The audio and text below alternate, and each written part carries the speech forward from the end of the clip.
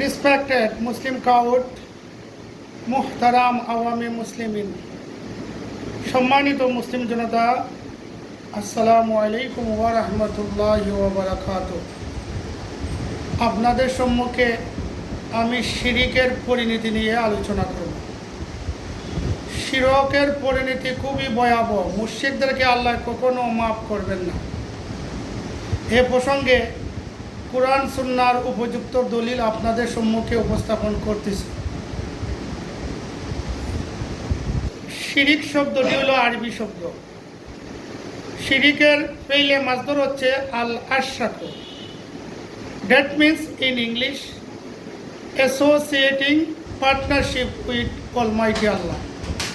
অর্থাৎ আল্লাহ রাব্বুল আলামিনের সাথে কাউকে অংশীদার সাব্যস্ত করার নাম হইল শিরিক। যেমন আল্লাহর মতো কেউ আছে, আল্লাহর মতো ক্ষমতাকার আছে, আল্লাহ যা করতে পারে অন্যরা তা করতে পারে, এই রকম বদ আকীদা পোষণ করার নামই হচ্ছে শিরিক। মুশরিকদেরকে আল্লাহ কখনো মাফ করবেন না। সূরা নিসার 48 নম্বর আয়াতে আল্লাহ বলেন, ইন্নাল্লাহা লা ইয়াগফিরু আন ইউশরাকা বিহি ওয়া ইয়াগফিরু মা দুনা যালিকা লিমান ইয়াশা ওয়া মান ইউশরিক বিল্লাহি ফাকাদ ইফতারা ইসমান আযীমা। সূরা নিসার 48 আয়াতের বাংলা অনুবাদ, নিশ্চয়ই আল্লাহ শিরিক জাতীয় অপরাধ ক্ষমা করবেন না। তিনি ইচ্ছা করলে অন্য গুনাহ ক্ষমা করবেন। যে ব্যক্তি আল্লাহর সাথে শরিক করল সে আল্লাহর প্রতি মিথ্যা আরোপ করল। সূরা নিসার 116 নম্বর আয়াতে আল্লাহ রাব্বুল আলামিন বলেন, ইন্নাল্লাহা লা ইয়াগফিরু আন ইউশরাকা বিহি ওয়া ইয়াগফিরু মা দুনা যালিকা লিমান ইয়াশা ওয়া মান ইউশরিক বিল্লাহি ফাকাদ দাল্লা দালালাম বাঈদা। নিশ্চয়ই আল্লাহ শিরিক জাতীয় গুনাহ মাফ করবেন না। তিনি ইচ্ছা করলে অন্য গুনাহ মাফ করতে পারেন। যে ব্যক্তি আল্লাহর সাথে শিরক করল সে ভ্রান্ত পথভ্রষ্ট হয়ে অনেক দূরে চলে গেল। সূরা মায়েদার 72 নম্বর আয়াতে আল্লাহ তাআলা ইরশাদ করেন, ইন্নাহু মান ইউশরিক বিল্লাহি ফাকাদ হাররামা আলাইহিল জান্নাহ ওয়া মাওয়াহুন নার ওয়া মা লিয-যালিমিনা মিন আনসার।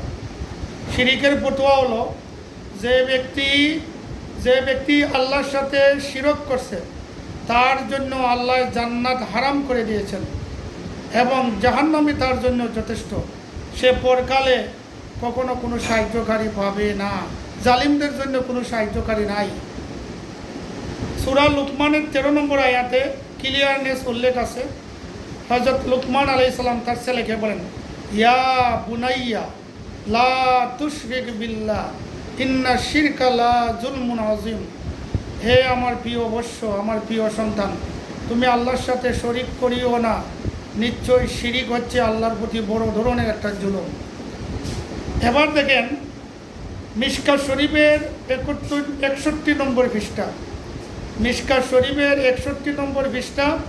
মিশকাত শরীফের প্রসিদ্ধ ব্যাখ্যা গ্রন্থ মিরকাতুল মাফাতি বিশরহে মিশকাতুল মাসাবির 61 নম্বর হাদিস। আন মুআযিন ক্বালা আওসানি রাসূলুল্লাহ সাল্লাল্লাহু আলাইহি সাল্লাম বিআশরি কালিমাতিন ক্বালা লা তুশরিক বিল্লাহি শাইয়ান ওয়া ইন কুতিলতা ওয়া উরিকতা। হযরত মুআজ রাদিয়াল্লাহু আনহু বলেন, আল্লাহর রাসূল আমাকে 10টা কলিমার উপরে নসিহত দিয়েছেন। প্রথম নসিহত হলো লা তুশরিক বিল্লাহি শাইয়ান ওয়া ইন কুতিলতা ওয়া উরিকতা।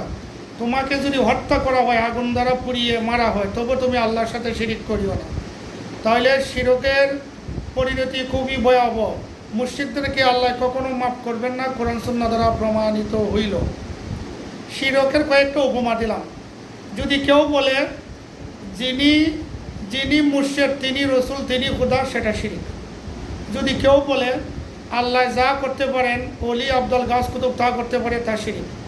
যদি কেউ বলে আল্লাহর যে ক্ষমতা আছে, নবী রসুলগণের সে ক্ষমতা আছে, তা শিরিক। যদি কোনো মুসলমান বলে যে মাতৃগর্ভের মেয়ে সন্তানকে ওলি গাউস কুতুবের ছেলে বানাতে পারে, অথবা ছেলে সন্তানকে মেয়ে বানাতে পারে। এইরকম বোধ আকিদা পোষণ যারা করে তারা হলো মুশরিক। এমনকি যদি কেউ বলে যিনি জাহিরে মোহাম্মদ তিনি বাতিনে আল্লাহ, সেটাও শিরক।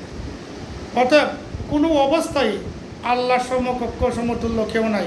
এই জন্য আল্লাহ চ্যালেঞ্জ দিয়ে পবিত্র কোরআনে সূরা ইখলাস নাজিল করেছেন, কুল হু আল্লাহু আহাদ, হে মোহাম্মদ সাল্লাল্লাহু আলাইহি ওয়াসাল্লাম আপনি বলুন আল্লাহ এক, লাম আল্লাহুস সামাদ, আল্লাহ ও মুকাফিকি, লাম ইয়ালিদ তিনি কাউকে জন্ম দেন নাই, ওয়ালাম ইউলাদ আল্লাহ কার জাত নন, ওয়ালাম ইয়াকুল্লাহু কুফুয়ান আহাদ আর আল্লাহর সমতুল্য কেউ নেই। অর্থাৎ কোনো অবস্থায় আল্লাহর সাথে শিরিক করা যাবে না। যদি কেউ বলে আল্লাহর চেহারা নূর থেকে নবীজিকে সৃষ্টি করা হয়েছে, আল্লাহর অংশ থেকে নবীকে সৃষ্টি করা হয়েছে, সেটা শিরিক। কারণ আল্লাহর কোনো অংশ যা টুকরা নাই। যদিও কোরআনে আল্লাহর হাতের কথা বলা হয়েছে, হাত দ্বারা আল্লাহর কুদরত বোঝানো হয়েছে, অন্য কোনো উদ্দেশ্য না। অর্থাৎ শাব্দিক অর্থ নেওয়া হবে না, কোরআনে অনেক ক্ষেত্রে ব্যাখ্যাগত অর্থ নিতে হবে। Islam is the name of peace and safety. We have to believe in Islam.